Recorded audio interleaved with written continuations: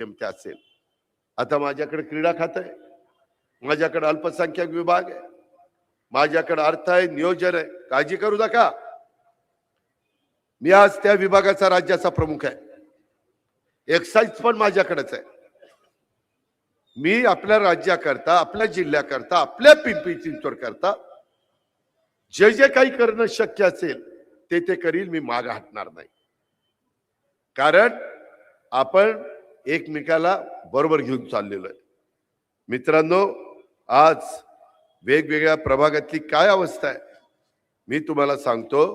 मागेही मी सांगितलं, 40,000 कोटींची 9 वर्षात कोणती कामं केली ती दाखवा.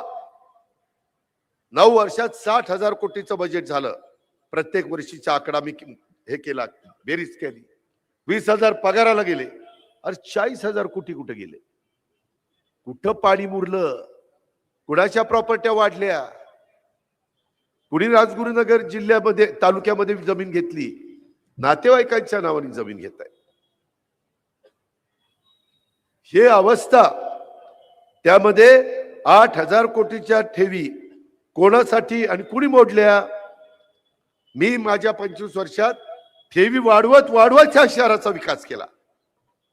आम्ही आत्ता असतो तर ठेवी 10,000 कोटीवर गेल्या असत्या, त्यांनी कमी केल्या.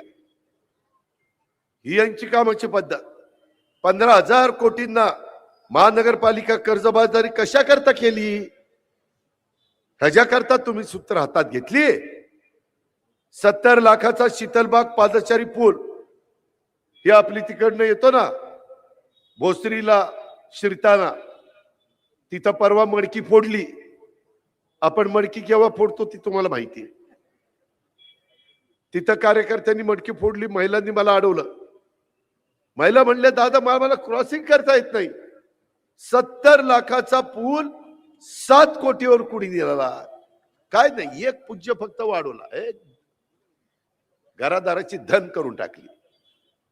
त्याच्यामध्ये 12 कोटीचा सॉफ्टवेअर, 120 कोटीला कुणी खरेदी केला? मी जाहीरपणे सांगतो, का उत्तर दिलं नाही आजपर्यंत? सांगण्यासारखं काहीच नाही. मग कुठंतरी भावनिक करायचं. भावनिक नाही. भोसरीकरांनो, तुमच्या मुला मुलींचं भवितव्य उज्ज्वल होऊ शकत नाही, त्याला विकास पाहिजे. आज 400 कोटी रुपये देऊन 700 किलोमीटरचे डक्ट 5 फूट खोदायला पाहिजे होतं, ते 2 फूट खोदले. ह्यांचेच बगल बच्चे कॉन्ट्रॅक्टर, त्यांनीच बिलं काढायची. आज 400 कोटी रुपये पाण्यात गेले. 666 कोटीचे 9,550 सीसीटीव्ही कॅमेरे बसवले. 666 कोटीचे 70% कॅमेरे बंद आहे. कुणी पाहायचं? जर क्वालिटीचा माल नाही घेतला तर असंच आहे, लाखाचे 12,000 होणार आहेत. जर अशांना तुम्ही खतपाणी घातलं तर 42 कोटीचा महानगरपालिकेच्या 123 शाळांना ई लर्निंग प्रकल्प बंद का केला? गोरगरिबांची मुलं शिकू नयेत. 7 कोटी मोजले झाडांकरता. पिंपरी चिंचवड मध्ये किती झाड आहे? 7 कोटी बिल दिलं, एक झाड मोजलं नाही, बिल काढून मोकळे झाले. 1,000 कोटीचे अर्बन स्ट्रीट फुटपाथ विरोध केला. विरोध डावलून कोणासाठी बांधले? मी माझ्या काळामध्ये भले मोठे रस्ते केले, त्याच्यात त्यांनी भले मोठे फुटपाथ केले. अरे चालायला किती लागतंय? रस्ते रुंद का ठेवले? की वाहनं जावीत. यांनी त्याच्यात फुटपाथच रुंद करून टाकले. 1,000 कोटी पाण्यात गेले. 30 कोटी जादा बामा आस्केट जॅकवेल प्रकल्पाचा कुणी कोणासाठी केलं? का किंमत वाढवली?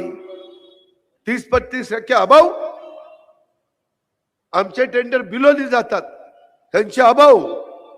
200 कोटीच्या कर्जरोख्यातनं प्राधिकरण हरित सेतून कोण लाल झालं? काय गरज होती? अहो 9,600 कोटीचं बजेट असताना कशा करता कर्जरोखे काढायचे होते? काही गरज नव्हती.